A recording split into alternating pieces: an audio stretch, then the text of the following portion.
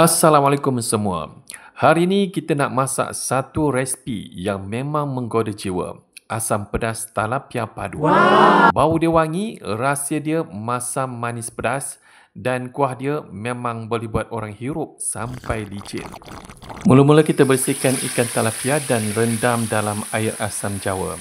Ini tip penting untuk hilangkan bau hanyir yang kadang-kadang buat orang tak lalu nak makan. Lepas tu kita goreng ikan dalam minyak panas. Goreng sampai isi dia jadi agak keras supaya nanti tak hancur di dalam kuah asam pedas. Yes. Panaskan kuali dan masukkan sedikit minyak goreng ikan tadi. Tumis bawang besar, bawang putih dan halia yang telah di-blend halus. Tumis sampai pecah minyak dan naik bau.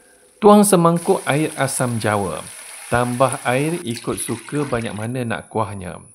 Kemudian kita masukkan 2,5 sudu besar gula dan 1 sudu teh garam atau sesuai selera. Kemudian kita rasa dulu sama ada dah cukup masam, manis, pedas dan masinnya.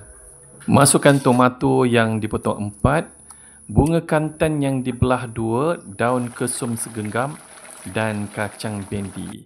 Kalau kuah pekat sangat, kita boleh tambah sedikit air. Bila kacang bendi dah lembut, kita masukkan ikan talapia satu persatu. Biarkan dia mesra dengan kuah. Siap! Tengok warna kuah tu merah menyala. Bau dia memang mengancam sekali. Kalau anda suka dengan video ni, jangan lupa untuk like, share dan komen. Kita berjumpa lagi di video yang akan datang.